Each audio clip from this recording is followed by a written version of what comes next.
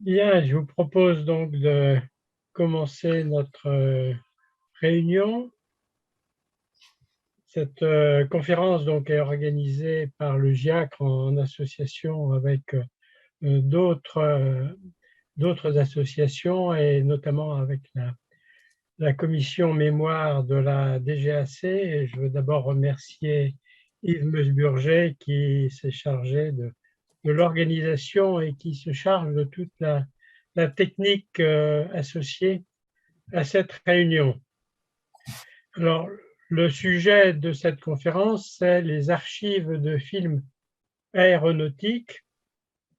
Et c'est un sujet que je trouve particulièrement intéressant dans la mesure où l'industrie cinématographique s'est développée environ une dizaine d'années avant l'industrie aéronautique, ce qui fait que nous avons la chance dans notre domaine de disposer d'images animées représentant les premiers balbutiements et ensuite toute l'évolution de notre activité aéronautique.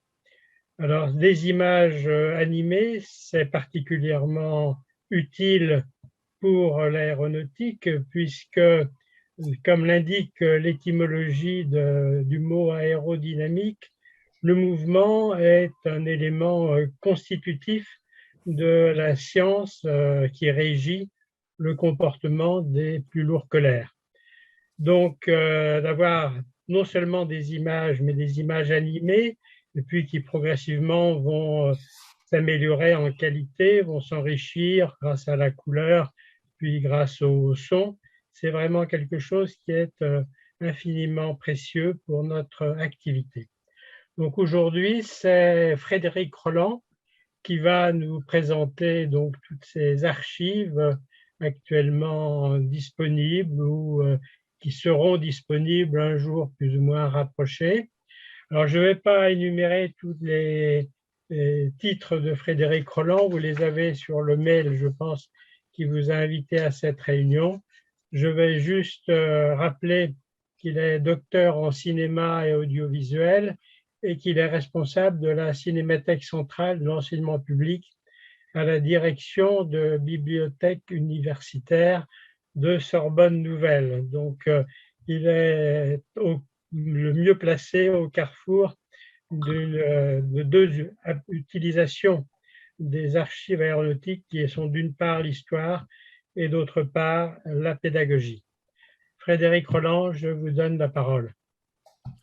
Merci, je remercie tout d'abord le GIACRE, vous-même, Yves qui a organisé cette rencontre et qui d'ailleurs vous a fait un petit montage en fait qu'on va donc passer là tout de suite, un petit teaser on va dire de ce que nous verrons en conclusion, un montage de films que j'ai réalisé à partir de sources qui malheureusement sont invisibles, puisque un peu en complément de la journée, enfin la soirée que j'avais organisée à l'Université Sorbonne Nouvelle au mois de novembre, en fait, où là, c'était la question de valoriser les archives pour les montrer. Là, je voulais vous montrer quelques exemples de films malheureusement invisibles.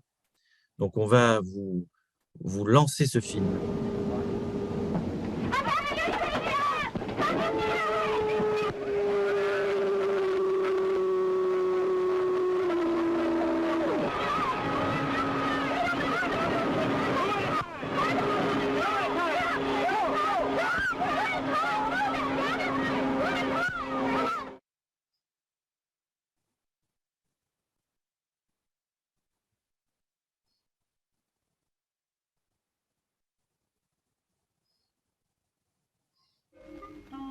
On a même eu la permission de s'asseoir dedans. Et j'ai eu les écouteurs de radio sur la tête, comme un vrai pilote. Ma petite sœur, elle, pilote, ça lui dit rien. Et pourtant... Et puis, on est vite redescendu parce que l'hélicoptère se mettait en marche. Et on a vu papa s'envoler, comme une alouette. C'est comme ça que ça s'appelle, son hélicoptère. Alouette, gentille alouette. On chante cette chanson-là à l'école. C'est l'âge d'or de l'aéropostale. Elle conquiert la cordillère des Andes. en reliant Natal, Rio, Buenos Aires à Santiago du Chili. Mermoz, Guillaumet, Rennes, Vanier, Saint-Exupéry font œuvre de bâtisseurs.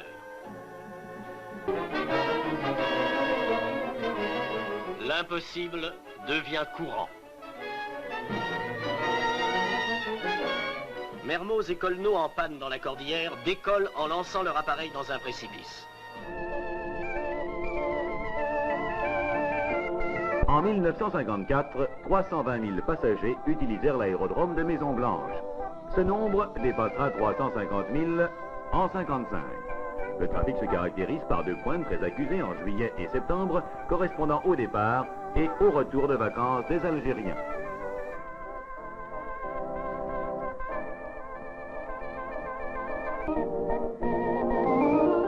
Les anciennes pistes, conçues pour des avions de 20 tonnes, atteignaient en tout point leur limite de rupture sous le passage des gros appareils modernes.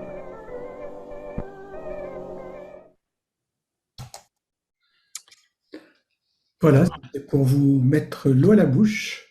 Je te repasse l'écran, Frédéric. Alors, voilà. Donc, je vous propose le plan d'intervention suivant. Alors, attendez. Je vous propose donc de faire une petite introduction rapide donc, sur le sujet, puis finalement de faire une intervention en 3 parties. Donc, on va parler du droit de l'audiovisuel rapidement, faire un inventaire des centres d'archives, parler des ressources, et donc on verra les extraits de manière un peu plus longue qui vous a déjà spoilé d'une certaine manière en nous montrant un teaser de ce petit résumé, puis après on aura l'occasion d'avoir interaction et débattre entre nous. Alors, évidemment, avec Internet, on a l'impression qu'on a changé le paradigme et que la difficulté d'accès au contenu par Internet, enfin au film en général lié au support film, etc., est rendue plus facile. Sauf que si les films n'ont pas été numérisés, parce que le numérique n'est qu'un vecteur de diffusion, et il n'y a pas de film, il n'y a pas d'archive de film, il n'y a pas de film non plus. Donc, le numérique est un paramètre qui facilite autant qu'il complexifie l'accès aux œuvres. Et si, en particulier, plusieurs paramètres ne sont pas respectés, donc comme un accès ouvert aux archives, donc là, vous allez voir que c'est malheureusement trop inévident, et aussi, bien sûr, une mauvaise description documentaire des contenus, avec donc une mauvaise indexation qui, en bout de chaîne, entraînera le fait qu'on ne trouve pas les données, tout simplement. Alors, autre problème fondamental, c'est la marchandisation des œuvres s'effectue donc dans un cadre souvent éloigné du contexte initial de production. Là, je parle pour les archives évidemment anciennes. Et dans la pratique, ça devient, et même de plus en plus, un obstacle à la visibilité des documents. Donc, évidemment, nous, en plus, on a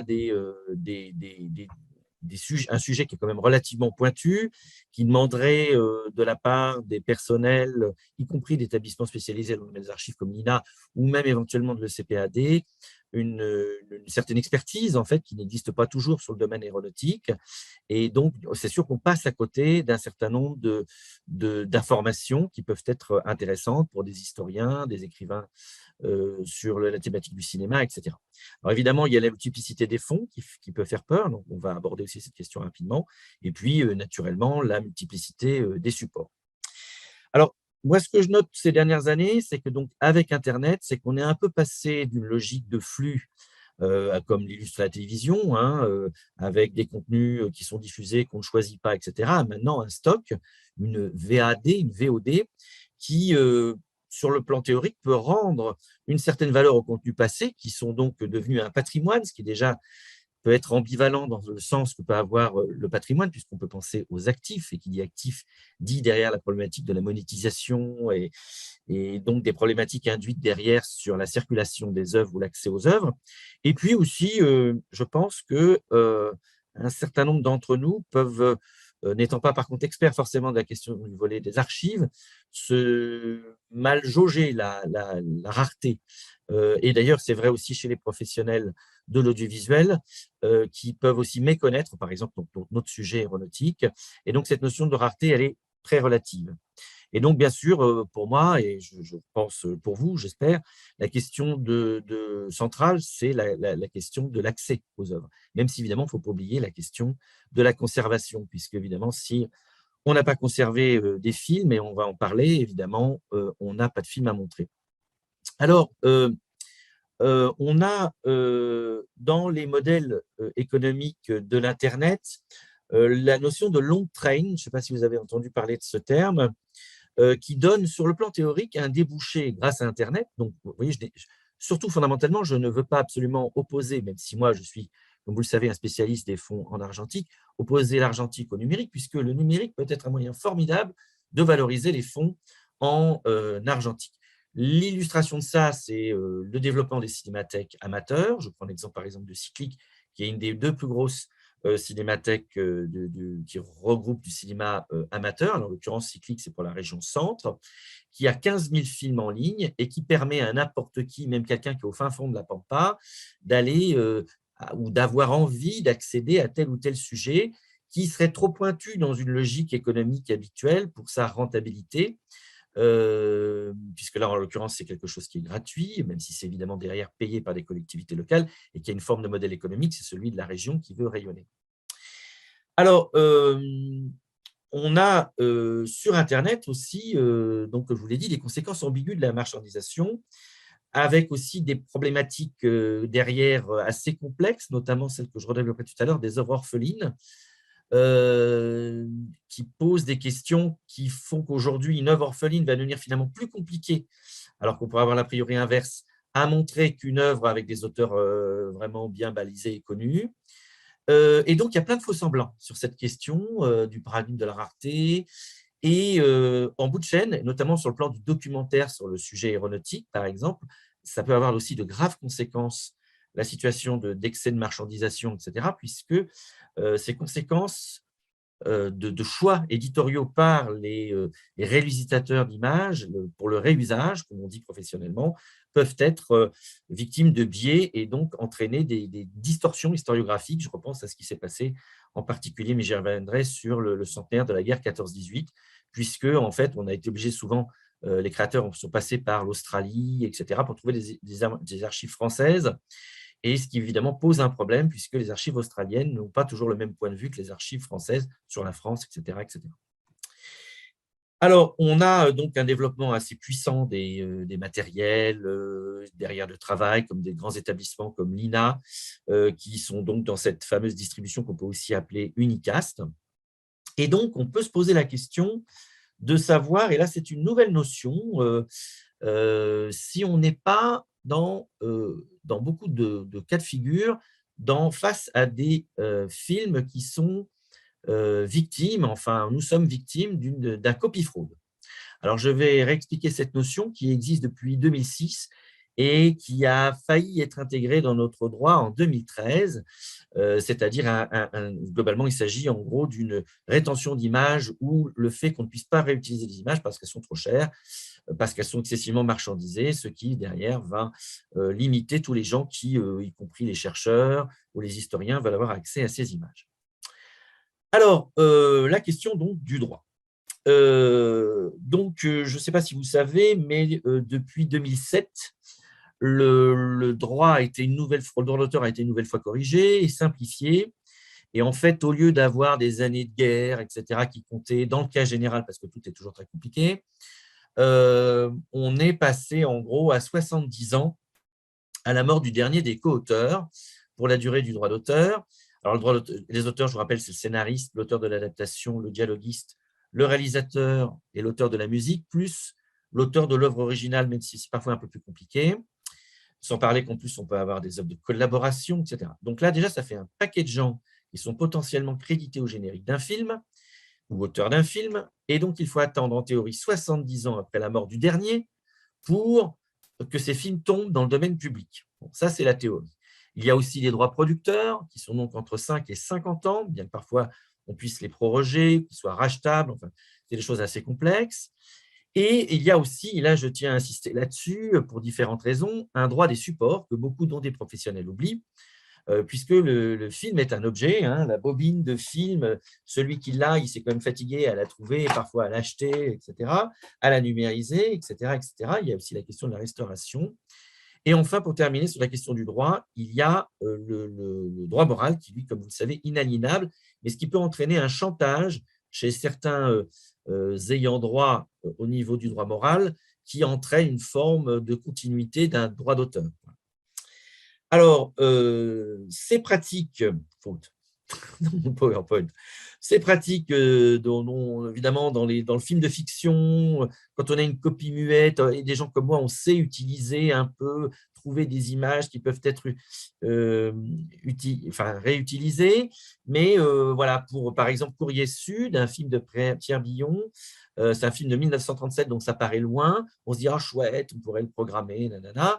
Mais non, il va falloir attendre au moins 2052 pour pouvoir le programmer, voilà, à des conditions évidemment accessibles, c'est-à-dire à un prix raisonnable. Donc, le producteur, il peut céder en plus ses droits pour un territoire donné, inondé de froid, qui sont en plus parfois que partiels. Donc, tout ça est vraiment très complexe. Il y a les questions de réusage, le droit à l'étranger aussi qui est compliqué. Vous avez le cas de Mickey, vous savez qu'ils avaient prolongé jusqu'à 95 ans. Il y a plein de pays qui ont des droits très, très différents. Mais il y a des cas favorables et ces cas favorables sont notamment pour les administrations publiques plutôt favorables aux États-Unis, en Grande-Bretagne et en Russie au nom du RSS. Ce qui, pour nous, Français, pose donc un problème, puisque nous sommes a priori un grand pays de l'aéronautique, mais nous sommes celui, sans doute, qui est le moins libéral sur le plan de l'accès aux archives de films concernant la thématique aéronautique, puisque beaucoup de films ont été produits par des agents de l'État. Aux États-Unis, c'est seulement 35 ans pour un agent fédéral, donc ce qui est du coup extrêmement court. Mais donc, c'est du coup favorable pour un révisage.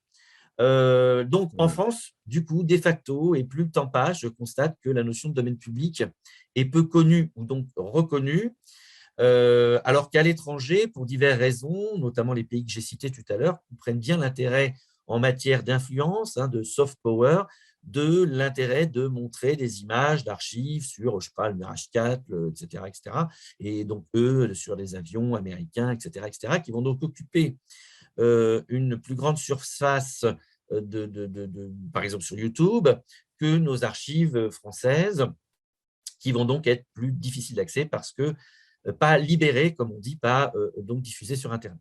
Il y a divers sous-statuts. J'en avais parlé l'autre fois à l'intervention pour ceux qui étaient venus à l'université Sorbonne Nouvelle, la notion de PPE, pleine et entière propriété de l'État, mais c'est une notion très fragile, malheureusement, sur laquelle j'essaie, moi, de m'appuyer pour ouvrir un peu les films qui ont été produits ou payés par l'État, mais c'est malheureusement un petit peu plus compliqué et ça peut être des fois discutable. Et puis, il y a les diffuseurs, les producteurs qui peuvent aussi, il faut le savoir, et ça c'est je trouve un progrès intéressant dans le droit, ça ne fait que rectifier certaines choses, peuvent perdre devant des tribunaux parce qu'ils ont bloqué trop longuement des œuvres, et la façon de bloquer, c'est évidemment de les rendre inaccessibles par le prix aussi. Voilà. Donc, Internet n'est pas une zone de non-droit. Beaucoup de gens disent « Ah oui, mais c'est sur Internet ». Ben oui, je sais, c'est sur Internet, mais ça ne veut pas dire que c'est légal. Et donc, d'un certain côté, par contre, ce qui est intéressant avec Internet, c'est que Internet fait évoluer le droit par les usages. C'est-à-dire que, notamment, quand on pense aux youtubeurs, etc., et même à YouTube en particulier, YouTube qui fait énormément de choses illégales, mais qui, quelque part, nous mettant devant le fait accompli, fait évoluer le droit. Alors, un cas pratique, là, par exemple, vous voyez, j'illustre un peu mon PowerPoint quand même, qui n'est pas du texte. Vous allez voir, ça va être une forme un peu très hétérogène dans mon PowerPoint. Quand on a envie de voir quelque chose sur le Mirage 4, ben voilà, moi, par exemple, j'ai des copies 16 mm, une copie, par exemple, d'un film produit par le CA, donc aujourd'hui le CPAD, 1966. Avant, c'était un film qu'on nous poussait à regarder, parce que c'était quand même quelque part de la propagande.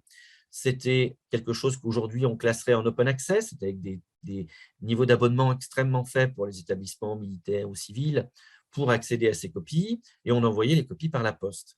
Maintenant, aujourd'hui, dans le cas pratique, ce film va être s'il est accessible avec un timecode, surtout dirigé aux professionnels, à destination des documentaristes qui, eux, paieront donc très cher un réusage.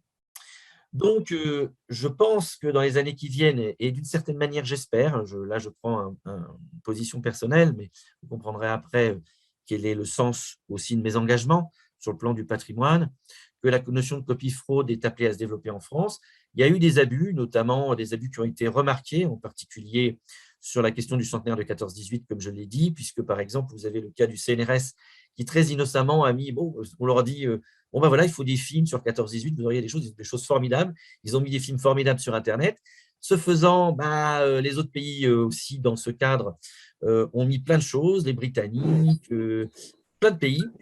Et finalement, le CPAD en particulier s'est retrouvé un peu bloqué parce que, par rapport à leurs habitudes, puisqu'en fait, habituellement, ils ne diffusaient pas, ne voulaient pas diffuser ces films. Et donc, ça a fait évoluer les choses. Je reviendrai dessus sur leur interface, puisqu'en fait, les films de 14-18 sont aujourd'hui en grande partie accessibles sur leur interface, et ce, sans bandeau, etc., donc gratuitement. Donc, les choses peuvent évoluer. Voilà. Mais il faudra passer en faisant un lobby, et nous sommes peut-être ici à une sorte de lobby, faire évoluer les choses, évaluer la loi. Voilà. Alors, la distribution non commerciale, vous ne faites pas d'illusions, c'est pareil, elle n'échappe pas au droit. Et il m'est déjà arrivé, et ça peut paraître complètement fou, d'avoir des moments de vivre de moments où en fait, il était moins coûteux de passer des films en régime commercial qu'en régime non commercial. Et puis qu'il ne faut pas rigoler en théorie avec ce genre de choses, puisque en théorie, on risque 300 000 € d'amende pour la diffusion d'une œuvre en dehors du cercle familial, y compris gratuitement. Donc, il faut évidemment faire attention à ce qu'on diffuse. L'évolution du droit de l'audiovisuel, donc globalement, pas favorable à la diffusion des œuvres en dehors de protocoles commerciaux de plus en plus balisés, et ça pousse aussi les professionnels à avoir des usages qui font qu'ils passent à côté d'un certain nombre d'œuvres parce que c'est compliqué, etc. J'y reviendrai tout à l'heure. Et je pense en particulier à ce qu'on appelle les recherchistes, c'est-à-dire les documentalistes spécialisés, notamment pour la télévision, qui travaillent pour des réalisateurs documentaires pour trouver des images, qui préfèrent aller sur Ina Media Pro parce qu'ils imaginent ou pensent, et puis ils ont une sorte de protection en achetant sur Ina Media Pro ou sur Pathé Gaumont Archives, où par ailleurs les archives sont beaucoup numérisées et donc facilement accessibles, qu'ils ont une protection en allant là où c'est plus simple et rapide. Donc, on peut trouver des arrangements avec des ayants droit, même de manière assez inattendue. Et souvent, on me raconte des choses assez positives avec des établissements comme Pathé Gaumont Archives, qui pourtant peuvent être considérés comme relativement difficiles. Donc, voilà, rien n'est impossible. Il faut négocier au cas par cas. Après, avec l'expérience, des gens comme moi peuvent toujours aussi conseiller sur cette question de la marchandisation, c'est-à-dire simplement d'observer qu'il y a parfois des moyens quand même de ne pas payer plein tarif. Avec l'association Ancien Aérodrome, donc aussi partenaire de cette soirée, nous avions il y a des années co-organisé, c'est un exemple que je prends toujours, mais qui moi m'a quand même frappé, l'atoitissage de Jules Védrine sur le toit des Galeries Lafayette. Eh bien, en fait, moi j'avais 7 secondes de 35, et 7 secondes de 35, c'était 800 € en non commercial. Donc, c'était tout à fait impossible. Après, j'ai appris que, vu que la société avait faillite en 38, si j'avais eu un élément avant 38, etc., j'aurais pu utiliser mon petit extrait, voilà, plutôt que de renoncer, faute d'argent au niveau associatif.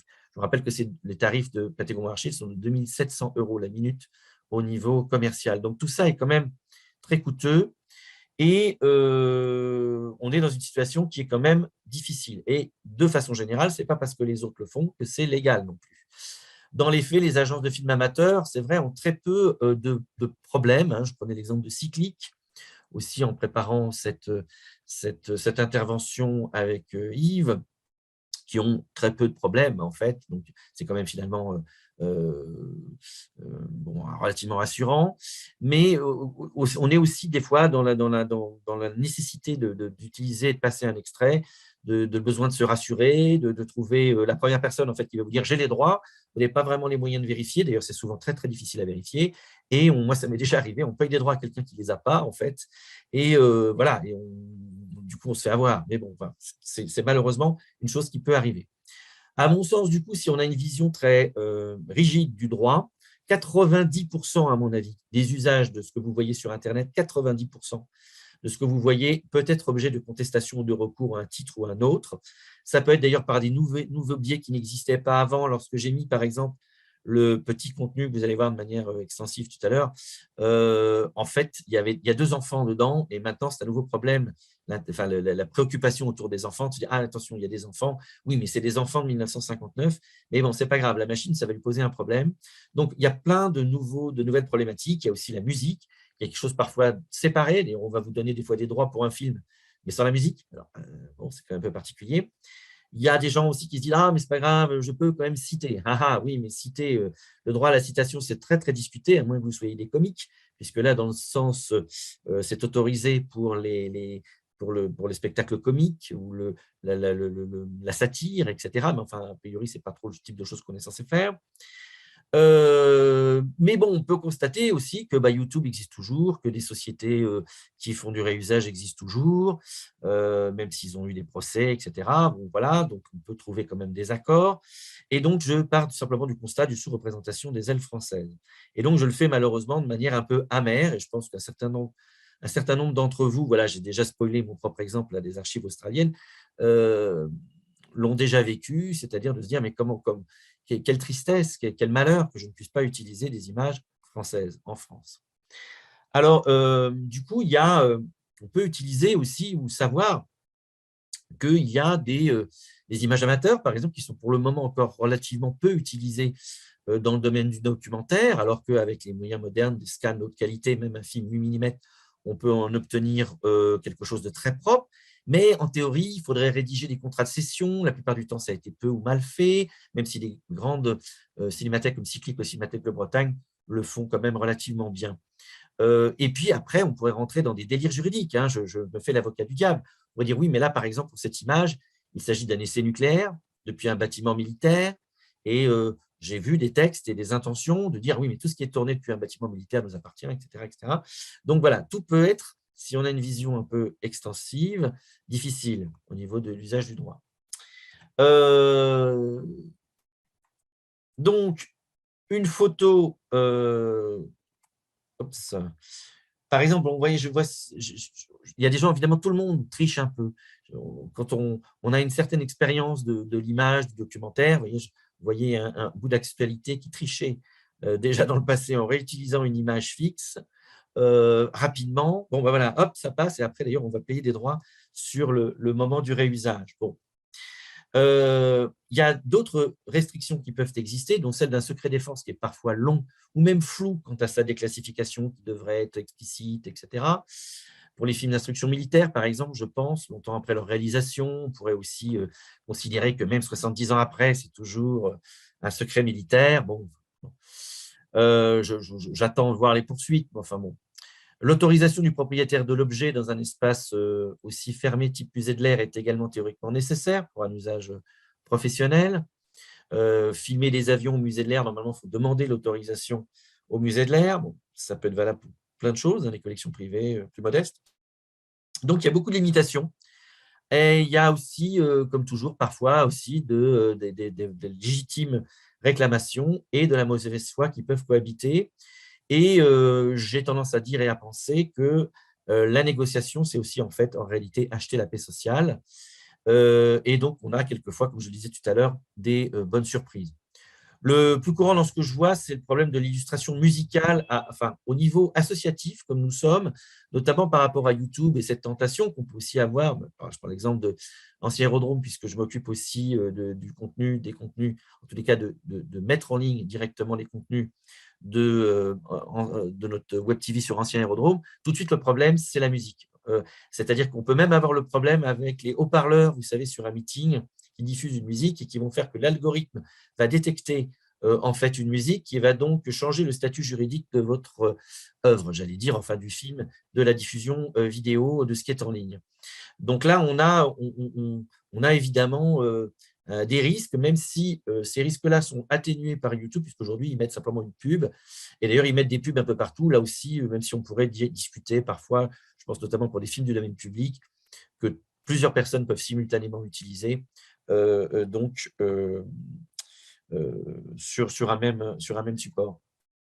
Alors, On a aussi, par exemple, aussi des situations complexes. Donc, je pense au STAC de la DGAC dont je reparlais tout à l'heure, avec un statut civilo-militaire. Après tout, on pourrait dire que c'est une coprode avec l'armée de l'air, mais ça ne veut pas dire non plus dans l'autre sens que le CPAD devrait forcément mettre la main dessus.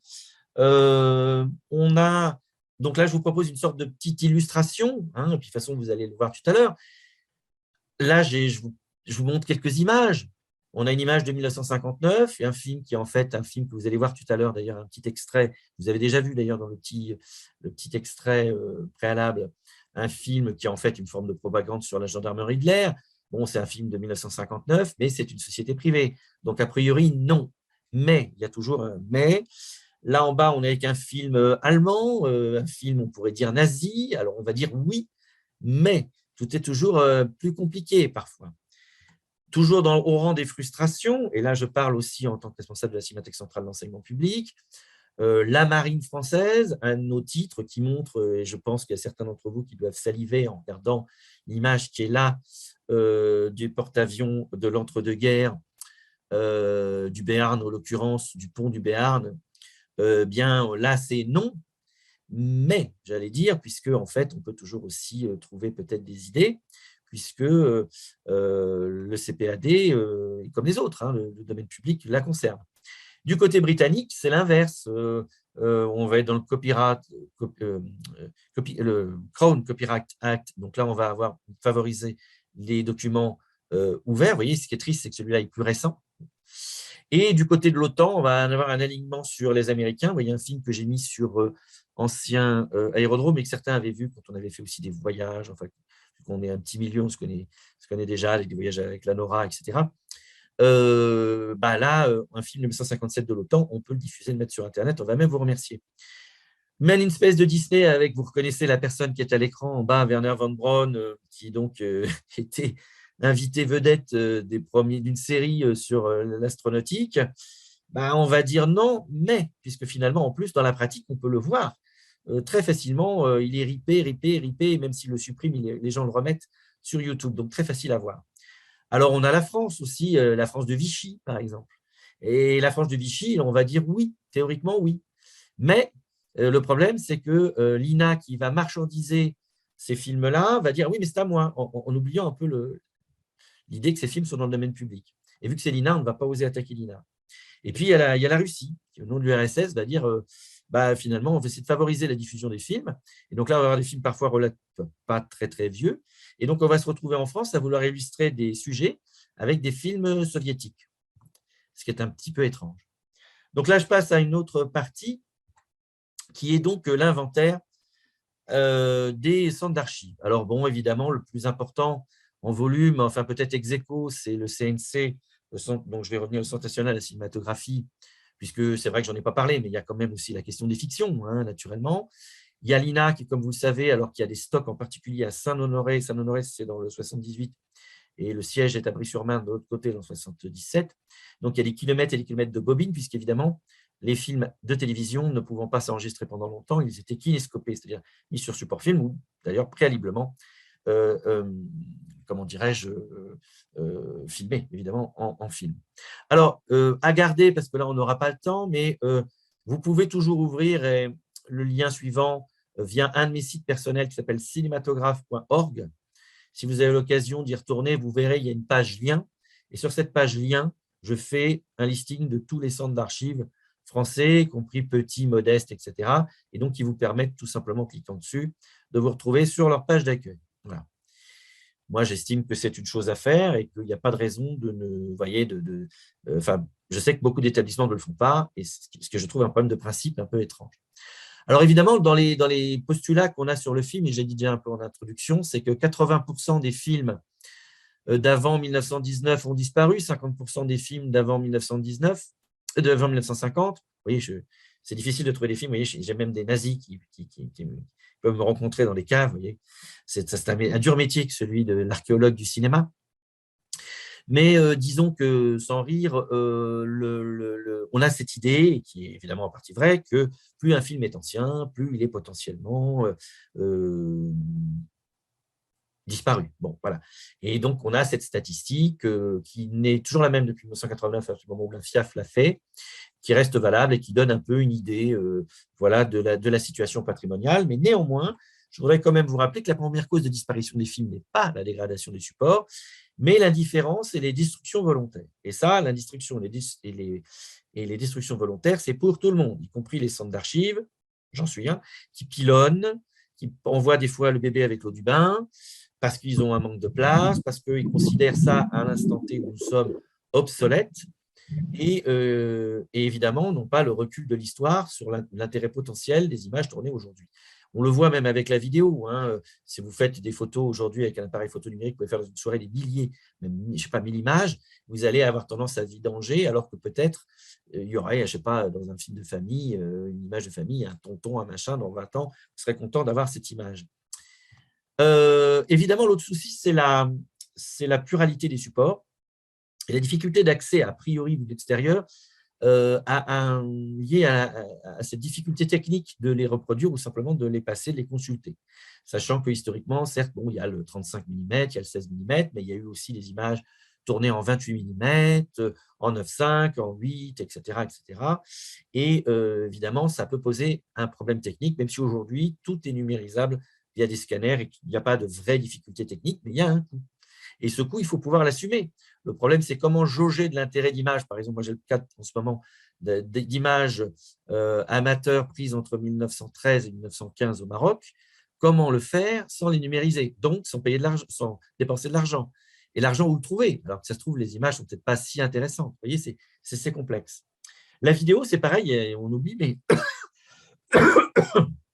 la vidéo a connu beaucoup de supports vidéo.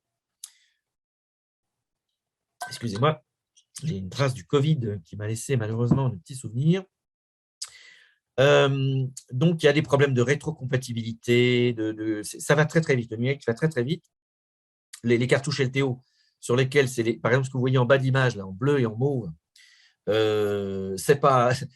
Il y en a qui sortent tout le temps. On en a la génération 8 et vous ne pouvez pas relire sur les derniers lecteurs à N-2 générations.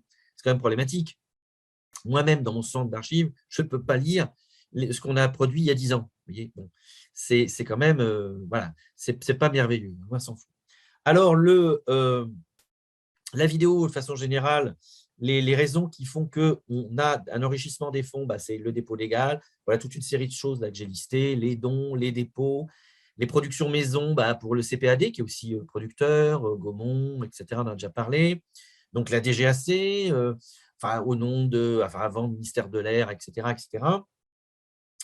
Les héritages aussi, parfois encombrants. Hein, il y a des moments, moi, on m'a appelé avec mon autre casquette, qui est celle de l'atelier du 7e art, celle de collectionneur privé, on m'a appelé en me disant, voilà, dans 48 heures, on va tout détruire. Venez tout de suite ramasser. Et donc, je me retrouve face à des milliers de films, avec toujours mes pauvres moyens personnels, même pas les moyens de me louer une camionnette, etc. Et d'avoir à évacuer tout ça, et souvent à partir en laissant derrière moi des bobines, de dire, voilà, c'est terrible, mais c'est comme ça, parce qu'il n'y a pas de modèle économique, personne pour aider ou se préoccuper de certains types de fonds, notamment des films comme ceux qui nous préoccupent, institutionnels, etc., etc. Il y a des achats, en fait, sachez que quand même, même le CNC ou par exemple la BNF, qui s'occupe des vidéogrammes, a les moyens d'acheter des films, ou évidemment des gens rachètent des catalogues. Hein. Quand vous parlez à Canal+, etc., ils n'ont jamais vu… Enfin, il y a des gens qui rachètent des catalogues de droits, mais c'est virtuel, c'est des droits. Donc, les films peuvent être stockés ailleurs, au GIP, pas très loin d'ici, dans Lyon, au CNC, etc. Donc, il y a des moyens financiers qui peuvent exister, qui peuvent être assez importants pour certains établissements, mais qui ne sont pas toujours consacrés dans une ventilation comme on souhaiterait à la partie archivistique. Parce que ce qui compte aussi, c'est de faire fonctionner une cinémathèque, la salle de cinéma, etc. La préoccupation sur les films amateurs s'est faite ces dernières années. Et donc, 54% des films qui sont dans les cinémathèques régionales sont des films amateurs. Voilà. Et donc, là-dedans, on a une variété de choses avec des fonds de films institutionnels, des publicités, etc., qui peuvent nous intéresser. nous aussi, sur la thématique aéronautique. Bon, voilà quelques images, évidemment, que vous connaissez, si vous avez tous eu l'opportunité d'aller visiter, en particulier le CPAD, comme j'imagine pour un certain nombre d'entre vous. Alors, les volumes de collection sont quand même très importants. Je reviens le chrono. On a 110 000 films environ stockés aux AFF du CNC. Ça fait à peu près 1 million de bobines. Alors, suivant les modes de calcul, entre 5 et 20 millions, on compte en heures hein, pour la télévision, d'heures télé à l'INA, qui aussi, d'ailleurs, comme la Cinémathèque française, aussi s'occupe parfois de certaines archives de certains pays étrangers, le Liban, etc., qui sont archivées en France.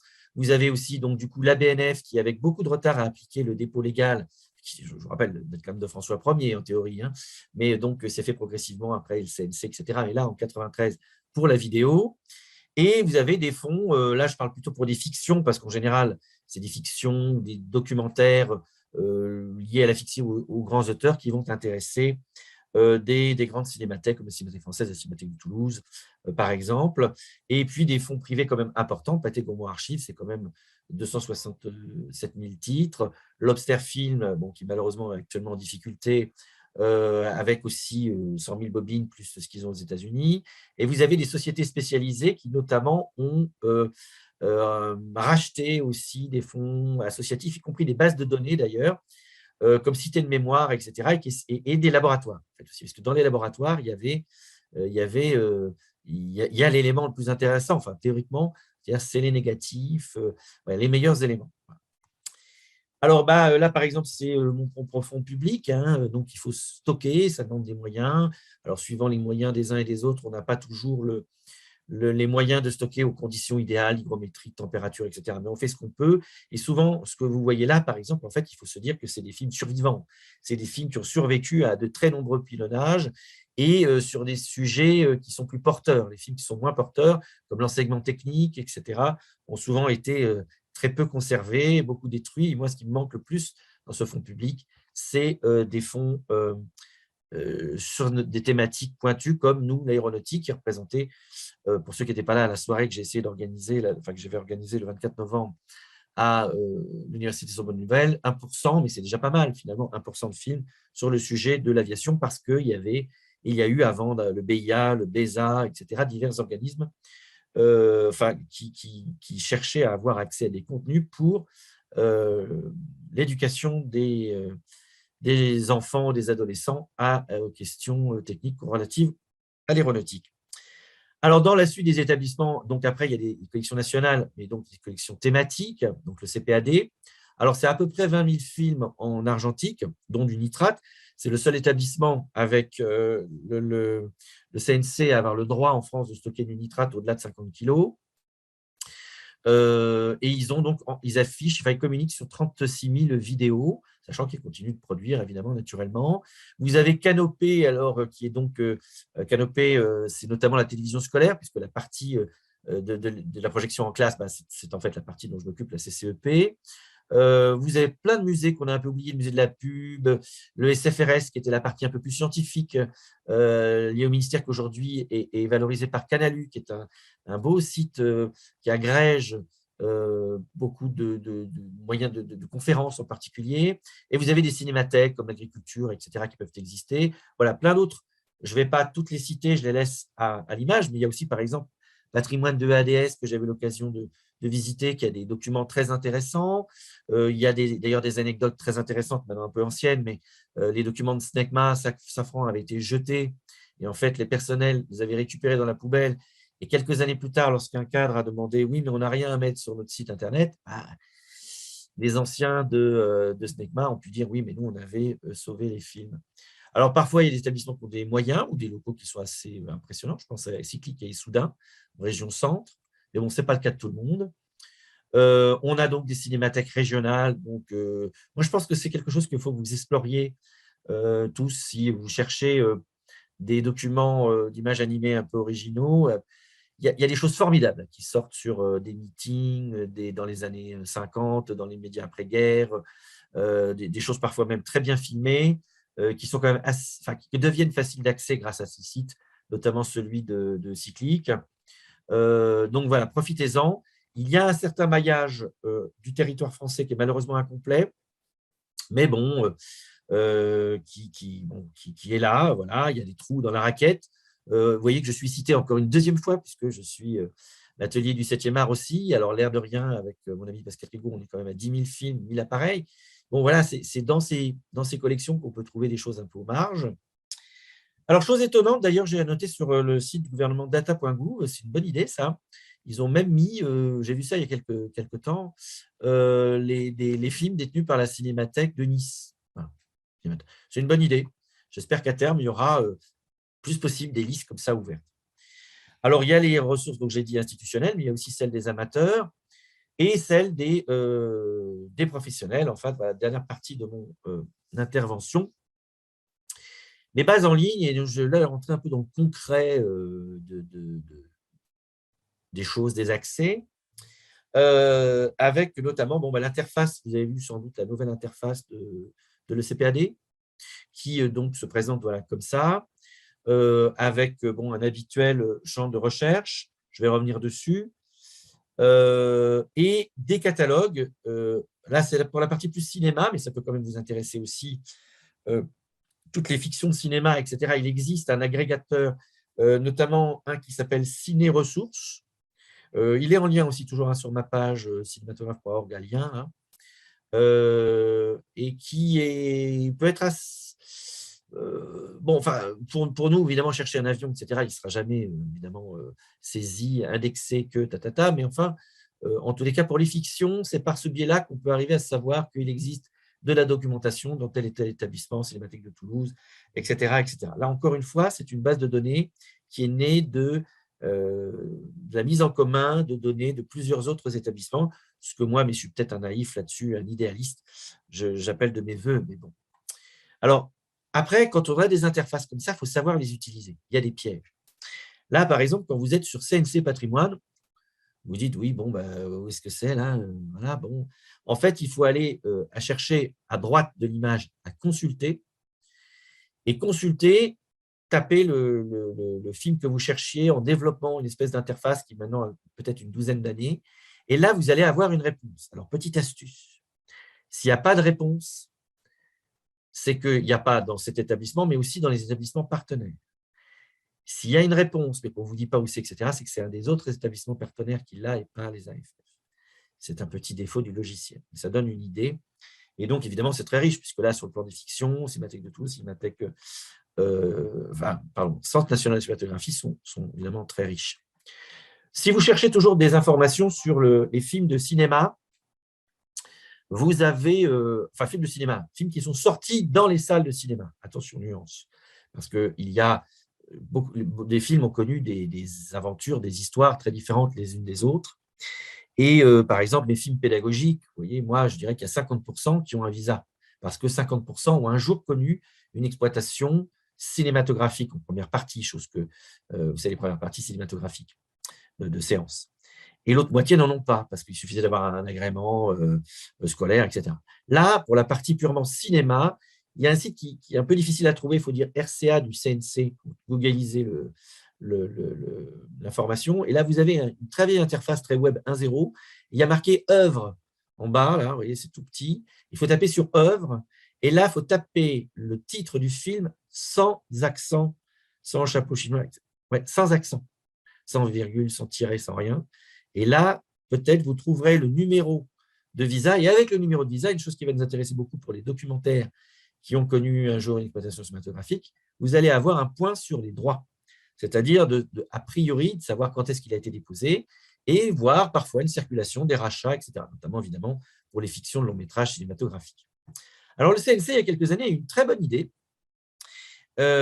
puisque, en fait, avec le temps, il y a de moins en moins de laboratoires. Donc là, en fait, il ne reste quasiment plus que 3, selon l'image. Élément éclair, élément LTC Patrimoine, élément Orfeo. En fait, ils ont demandé à ces 3 laboratoires s'ils avaient tous les films qu'ils avaient dans leur base de données. Et ils ont demandé donc à ces sociétés de répondre en faisant une croix.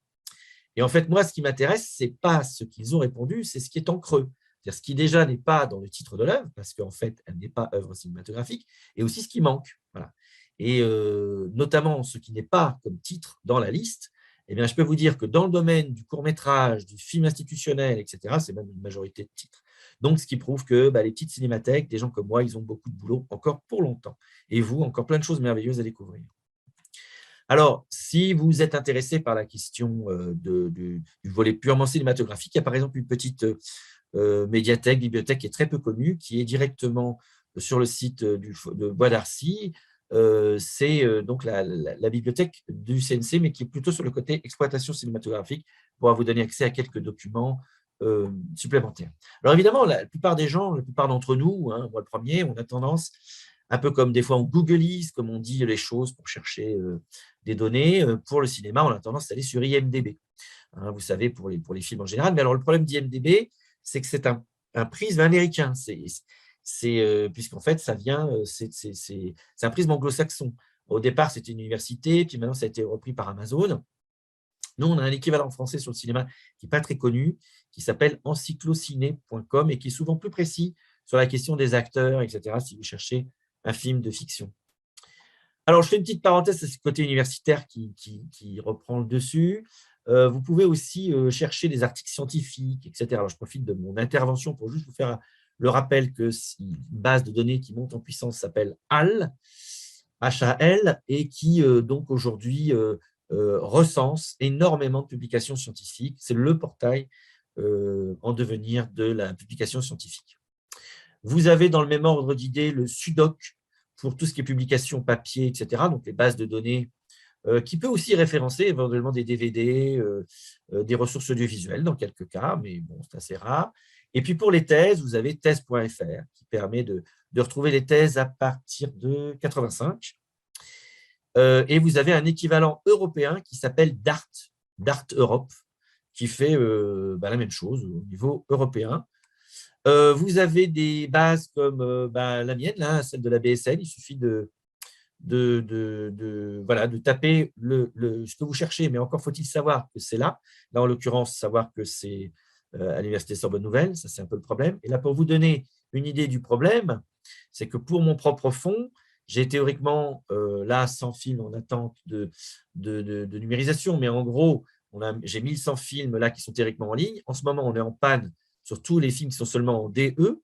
Donc, je n'ai que les PPE et ce qui est libre d'accès, enfin, disons, open access, et c'est très peu. Donc, c'est très, très frustrant.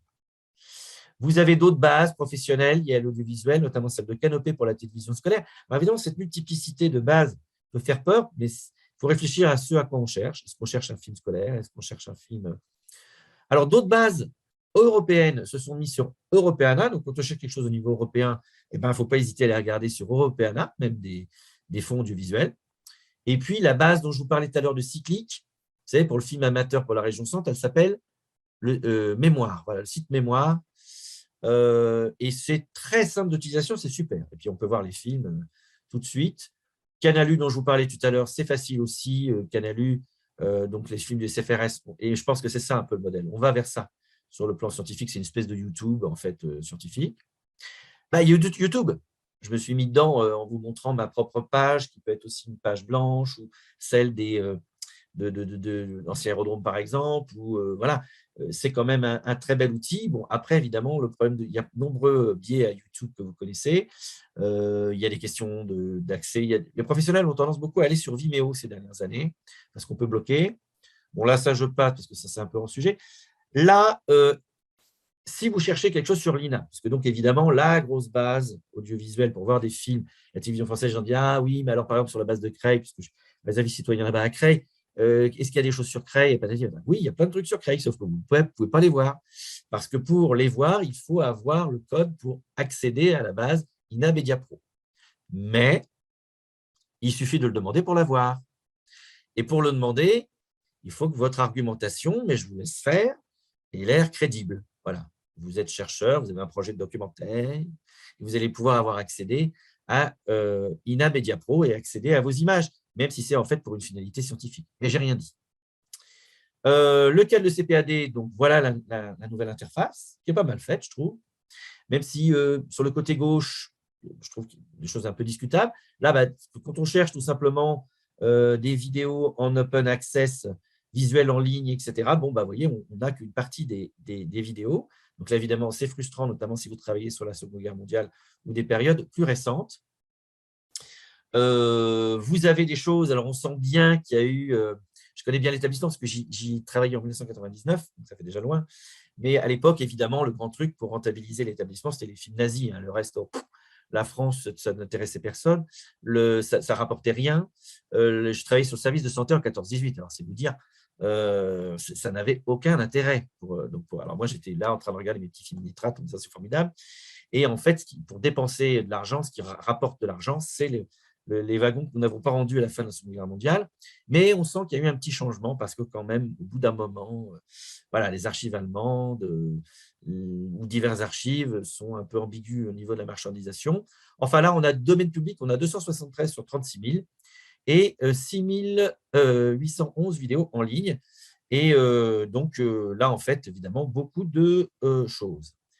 Gaumont Pâté, beaucoup de choses, même chose. Il faut que vous demandiez un accès en ligne. Alors, l'interface est un peu plus vieillotte et il y a un TC dessus. Et en plus, un logo, comme d'ailleurs le CPAD, un logo en fin d'image. Et si vous travaillez que dans un objectif scientifique, je ne pense pas que ça pour une publication, vous gêne particulièrement. Mais bon, pour le réusage, du coup, voilà, là, il faut faire attention. L'autre problématique qu'il y a derrière aussi, c'est que tout n'a pas été ossérisé dans l'indexation documentaire. Et donc, on a encore du papier. Donc, ce qui veut dire que là, si quelqu'un cherchait l'équipe française dans le match de rugby, il ne va pas le trouver sur une base de données puisque c'est encore un visuel papier. Il existe des sociétés spécialisées, l'atelier des archives avec qui moi je collabore un petit peu. Il y a pas mal de choses, notamment sur là, j'y suis pour rien, donc je peux faire la pub là-dessus, sur les images américaines de l'arrivée en Allemagne avec des images en couleur des avions allemands, par exemple. Ils ont une base comme ça. Là aussi, il faut demander l'accès.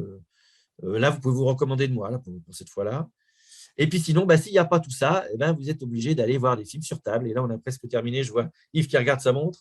Donc voilà, moi j'ai une table 35, une table 16 au travail. Ici, évidemment, j'ai des moyens aussi différents, mais bon, je suis plus loin. Là, c'est dans la Nièvre.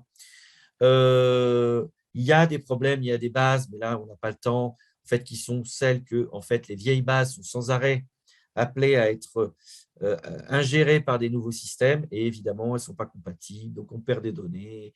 Tout ça est très compliqué. Je vous rappelle que sur Internet, vous avez des sites comme celui-ci qui permettent de revenir dans le passé quand quelqu'un a enlevé quelque chose.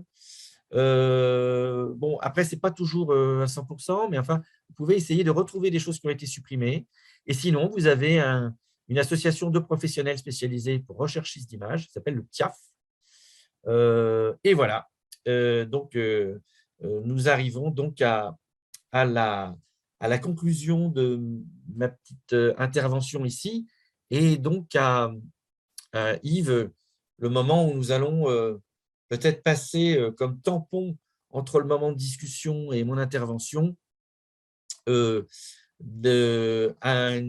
10 contenus, extraits de contenu, spécialement pour vous, que je vous ai monté, déjà que j'ai numérisé, que j'ai monté, et que donc là, provisoirement, je le retirerai dimanche soir, j'ai mis en ligne.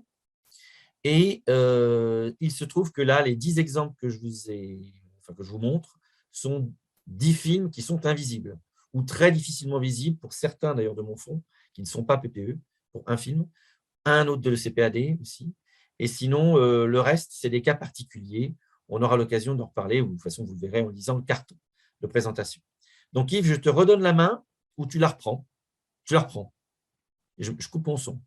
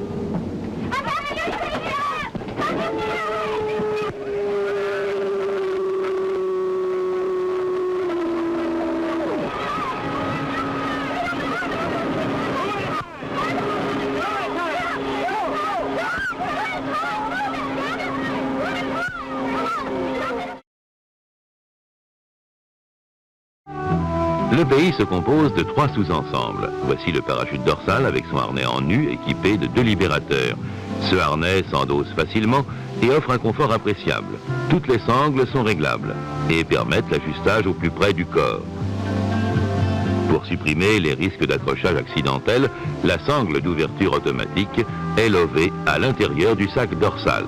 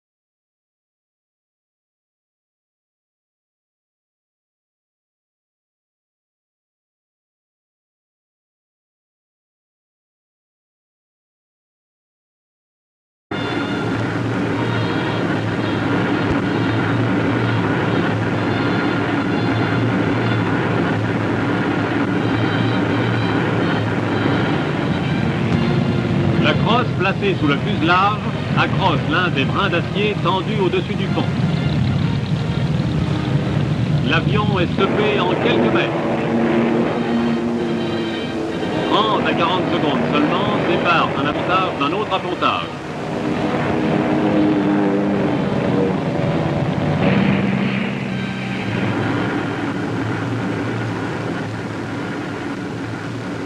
Ces hommes vêtus d'amiante sont prêts à bondir en cas d'incendie.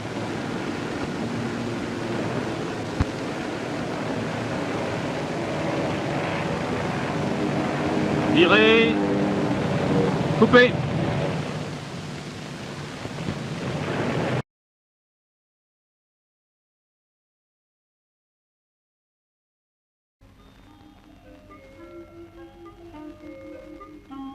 On a même eu la permission de s'asseoir dedans. Et j'ai eu les écouteurs de radio sur la tête, comme un vrai pilote.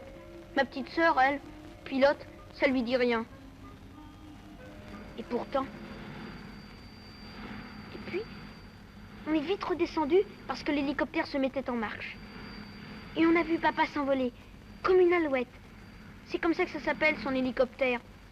Alouette, gentille alouette. On chante cette chanson-là à l'école. Je sais où il va, papa.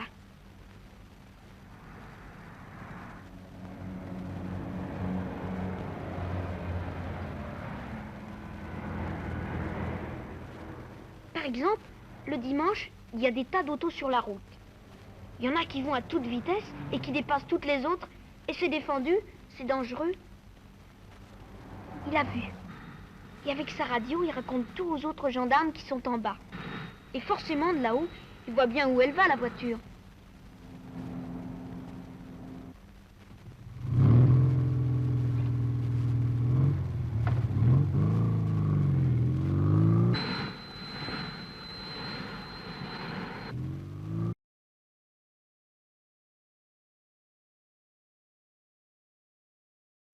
C'est l'âge d'or de l'aéropostale. Elle conquiert la cordillère des Andes, en reliant Natal, Rio, Buenos Aires à Santiago du Chili.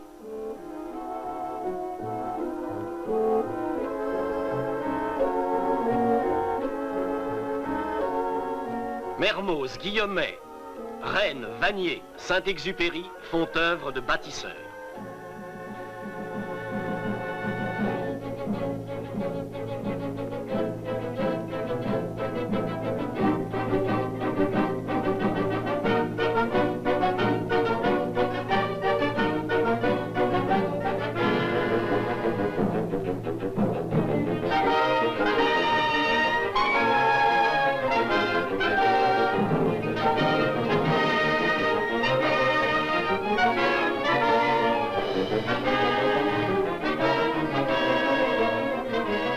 L'impossible devient courant.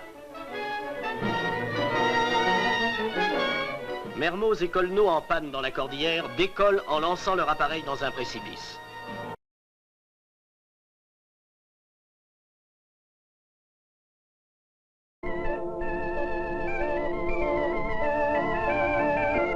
En 1954, 320 000 passagers utilisèrent l'aérodrome de Maison-Blanche.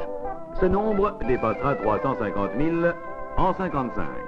Le trafic se caractérise par deux pointes très accusées en juillet et septembre, correspondant au départ et au retour de vacances des Algériens.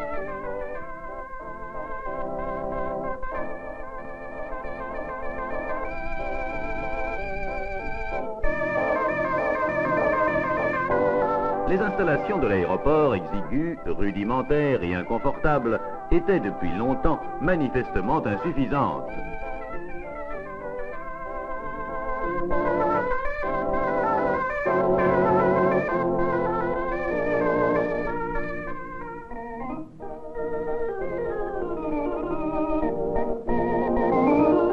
Les anciennes pistes, conçues pour des avions de 20 tonnes, atteignaient en tout point leurs limites de rupture sous le passage des gros appareils modernes.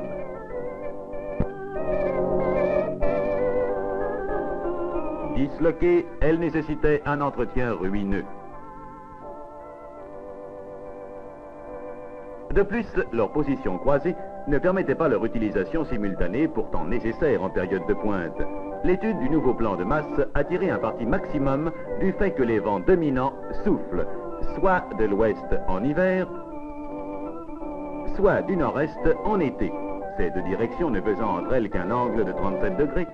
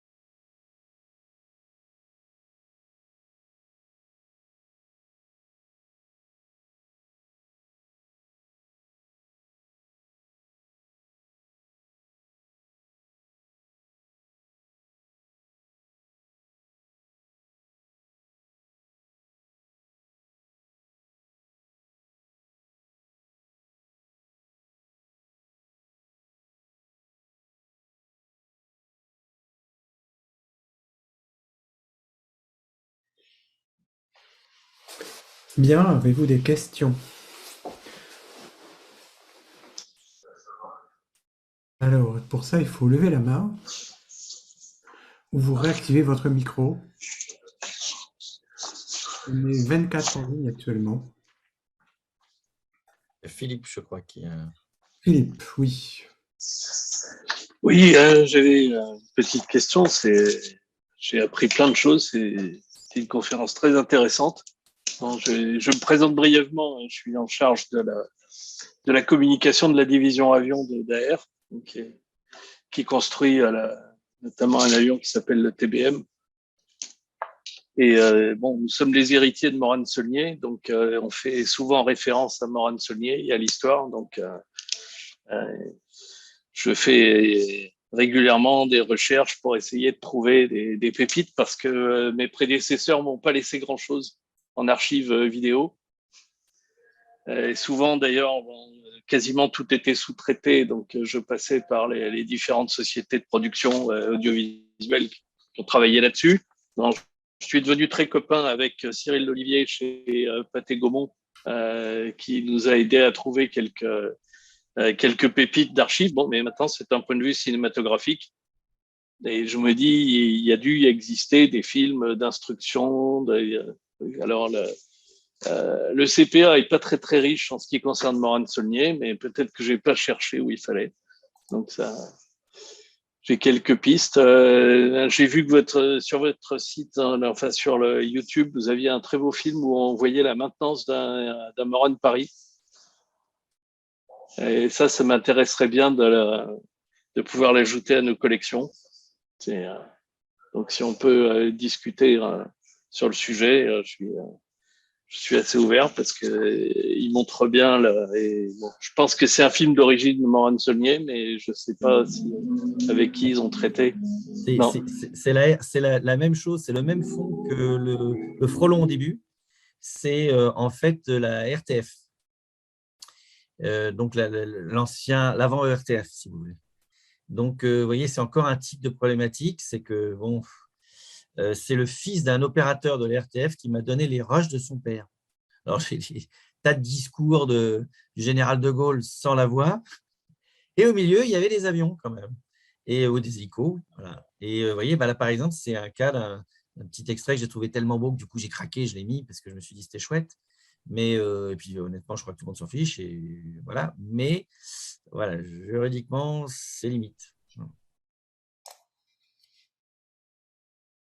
Mais comme beaucoup de films. Et pour répondre de façon générale à votre intervention, moi, comment dirais-je, évidemment, je recherche sur une posture, enfin là, je parle du moi privé, hein, pas la Cinémathèque centrale, sur une posture proactive pour trouver des films. Des fois, ils viennent à moi parce qu'en fait, on sait que j'ai fait une petite page là-dessus aussi sur Internet. J'ai fait une page où je listais un peu les films qu'en fait, j'ai mis sur ma page YouTube, et puis en parlant d'autres documents. Et les gens viennent vers moi, et aussi d'autres collectionneurs, en fait, qui eux-mêmes ont récupéré des archives. Et c'est comme ça que l'extrait que vous avez pu voir avec la Caravelle, vous savez, qui faisait des extraits comment on appelle ça déjà, pas de copalaning, mais il y a un autre terme, de glissance, en fait, a été sauvée déjà 2 fois de la poubelle. Et, et j'en avais entendu parler dans une mission que j'avais fait donc, pour le stack de la DGAC, comme étant un chaînon manquant en quelque sorte. Et elle avait été détruite, donc jetée et donc ramassée dans la poubelle au CEV de Bretigny, et puis récupérée par un autre collectionneur qui est décédé, qui l'a donné à un autre et qui me le donne à moi. Vous voyez, voilà, c'est comme ça que les choses se font. Et du coup, on finit par perdre des informations qui pourraient être intéressantes. C'est comme dans les boîtes des informations aussi, voilà. Et souvent, malheureusement, je peux avoir, moi, des images très intéressantes, mais ne connaissant pas bien la généalogie de ces images, il est donc compliqué de les valoriser, même si il n'y a pas d'enjeu réellement patrimonial au sens financier derrière. Et voilà, c'est une grande frustration. Mais il y a des choses, et je suis sûr qu'au Morane-Saulnier, oui, il y a à faire, hein, il y a à trouver.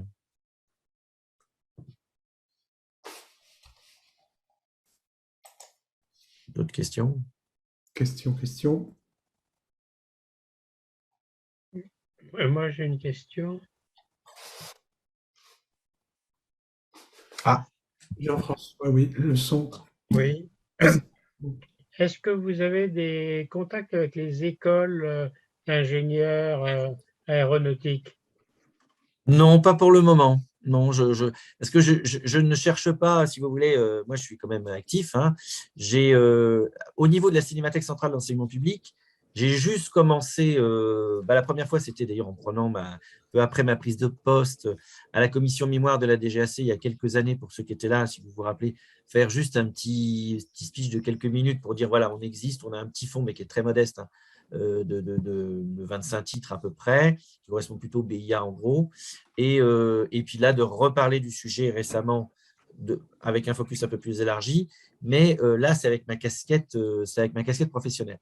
Pour les choses qui correspondraient plus à des écoles d'intérêt sur des écoles d'ingénieurs ou des choses un peu plus pointues, là, c'est le moi privé, c'est celui qui vous parle là, le collectionneur, le membre d'Ancien Aérodrome. Et là, c'est vrai que je n'ai pas pris cette démarche-là parce que c'est vrai que je suis quelqu'un de très actif, je fais des tas de choses simultanées.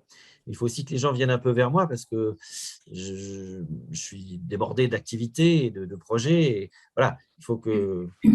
Mais s'ils ont envie ou cherchent des choses, ils peuvent toujours m'appeler, il n'y a pas de problème. Là-dessus, je suis très ouvert.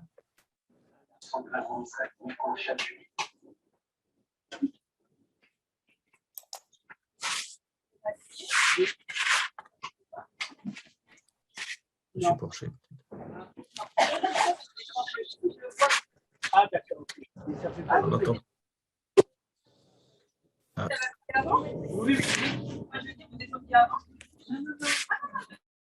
Je ne sais pas si on nous parlait, là, on n'entendait pas bien la question. Non. Moi, j'aurais une question éventuellement, Frédéric, s'il te plaît. Ariane, si les uns et les autres trouvent des fonds, ça peut, comme tu l'as dit, on n'est pas, les bonnes surprises arrivent aussi. Quel conseil tu pourrais nous donner collectivement pour pouvoir, comment dirais-je, pour savoir ce qu'il faut faire quand si on a tout d'un coup connaissance de fonds, etc. Quel conseil tu donnerais vers qui il faut aller, en fait? Voilà. Alors, merci. J'ai une réponse de Normand, ça dépend. C'est-à-dire que si c'est sur l'aviation civile, j'ai presque envie de dire qu'il faut aller vers toi, en fait, puisque d'une certaine façon, ou en tous les cas, la DGAC peut-être, sachant que ce qu'on a vu à la fin aussi, c'était un peu quelque part un clin d'œil aussi à Ariane et à Yves, puisque c'est le fond du stack, dont notamment un incroyable bout de déchets, en fait, qui s'avère être quand même le pilonnage du Do 335 et du ME 262 français, c'est quand même incroyable, qui était un bout à l'envers, poubelle, quoi. Alors, donc, quand il y a des fonds qui peuvent être intéressants, des films qui peuvent être intéressants, en théorie, si c'est militaire, on peut partir sur l'idée que ça va être le CPAD, ça va être ça un peu l'idée générale. Bon, après, il faut aussi que le déposant soit clair dans l'idée qu'il veuille l'utiliser parce qu'il va en perdre la maîtrise et parfois même le coût à terme de son propre don, les choses vont lui échapper. Voilà. Mais à part ce qui est militaire, on n'a pas vraiment alors, l'éducatif, on pourrait dire que c'est un peu moins, enfin là, au sens de l'éducation nationale. Donc là, si effectivement il y a quelque chose, notamment du côté technique, motorisation, etc., ça va être plutôt effectivement quelque chose qui peut m'intéresser au niveau de la Cinémathèque centrale, où là, on numérisera gratuitement, etc. Et donc là, ça sera plus open. Pour le reste, ça dépend vraiment. Il faudra vérifier si derrière, il n'y a pas une grosse société, ayant droit, etc. Puis à la limite, ça peut être un deal avec la société en question, je ne sais pas, Dassault, de dire, écoutez, on vous donne des images, mais en contrepartie, on voudrait les utiliser sur notre site ou dans notre association. Voilà, je pense qu'il faut un peu de bon sens et un peu de coopération les uns les autres, puisqu'a priori, on est tous ici des amoureux de la question aéronautique et patrimoniale. Et donc, voilà. Après, le piège, c'est… alors sinon, il y a une autre chose très cynique que les gens peuvent faire, et c'est à eux de voir, c'est qu'en fait, ils peuvent les mettre dans des agences. Alors après, il y a agence et agence, et il y a aussi la démarche qu'on a derrière. L'INA, pour moi, est une agence. Vous mettez à l'INA, c'est vous donner un pourcentage. D'ailleurs, Pathé Gaumont fait pareil. Mais sinon, c'est atelier des archives, etc. Après, vous pouvez aussi avoir un deal, si c'est vos images, moi je l'ai par exemple pour l'atelier des archives, que en fait, si c'est pour un projet à moi, je ne paye pas. Enfin, je ne vais pas payer mes propres images ou je gère, c'est quand même moi le déposant. Voilà, il faut un peu… Et puis, ça peut être éventuellement, ça n'a pas encore servi, mais peut-être d'ailleurs, dans votre intérêt là, à tous, si un jour on voit des trucs qui nous intéressent, là, peut-être que vu que je suis déposant là-bas, je peux peut-être demander en pleurnichant un peu, je peux les avoir, ces images, pour tel ou tel projet. Voilà, il faut qu'on soit tous dans une certaine bienveillance. Moi, je veux bien aider un peu expertiser ce que je vois. Bon, j'ai aussi une chose un peu originale, mais là, toujours à titre privé, c'est que je suis une des seules personnes qui peut numériser gratuitement presque tous les formats. Sinon, on tombe sur le problème que j'ai avec le 28 mm que je vous signalais tout à l'heure, là où je suis un peu embêté parce que si on veut faire quelque chose de très très propre avec ce format, qui est un format comme un Serra, etc., il faut trouver de l'argent pour le numériser. Donc, s'il faut de l'argent, malheureusement, derrière, il faudra qu'il y en ait qui rentrent un peu pour, vu que moi, je ne suis pas financé pour ça, pour rembourser au moins la numérisation. Donc, ça dépend des cas. Je ne suis pas aidant. Hein. Non, mais de façon générale, il ne faut quand même pas se décourager. Je suis désolé d'avoir été un peu plombant, rappeler le droit, la complexité, le nombre des archives, etc. Mais c'est à nous tous, à notre petit niveau, qu'on peut faire évoluer les choses. Vous savez, l'histoire à l'Assemblée nationale, c'est une députée en 2013 qui, la nuit, a réussi à faire passer cette idée de copie fraude. Sauf qu'après, dans la navette parlementaire, ça s'est perdu, ce qui ne nous arrange pas. Et il y a des gens de tous les bords qui peuvent voter sur ce genre de choses. Parce que moi, quand je vois des autorités, notamment militaires, ils me disent toujours « Ah, vous avez raison, c'est pas normal. » Les excès de marchandisation, notamment pour les cérémonies de hommage aux morts et compagnie, mais concrètement, on peut, ça n'a pas évolué. C'est par la loi qu'il faut changer les choses. Voilà. Parce que les établissements publics, aussi, la contrainte qu'ils ont, c'est que c'est devenu des EPIC, des EPA, donc ils sont là pour une partie de leur budget, il faut qu'ils le trouvent, il faut qu'ils le financent. Voilà. Il n'y a que moi, l'éducation, avec la fac de Paris 3, ne doit pas même gagner 20 €. Mais c'est rare. On est arrivé pratiquement au terme de notre heure 30, mais merci beaucoup d'avoir tenu de main de maître le timing. J'ai encore un petit cadeau pour la fin qui dure 1 minute et des poussières que je vais lancer. Jean-François, est-ce que tu veux faire une conclusion? Il faut mettre ton micro. Mon micro, voilà. Et Mon micro fonctionne. je lance ma surprise qui est muette, donc voilà. Donc tu vas conclure sur quelques petites images de Saint-Jean. Ce ne sera pas une conclusion, ce sera d'abord des remerciements, d'abord à Frédéric Roland, et puis à toi Yves pour l'organisation. Et puis je me demandais si on ne pourrait pas se fixer comme objectif d'avoir, je ne sais pas, une fois tous les 2 ans peut-être, un petit choix de films aéronautiques anciens particulièrement intéressants. Si on a des collègues intéressés pour essayer de visionner des propositions, ce serait une bonne idée. Voilà, et je souhaite bon courage à tous et je suis ravi que ça se termine sur des vols de planeur parce que c'est comme ça que j'ai commencé à piloter et c'était sur des planeurs datant d'avant-guerre, donc ça ressemblait pas mal à cela. Merci à tous. Merci beaucoup. Et moi, je suis pour aussi les rencontres et je suis très heureux de cette opportunité.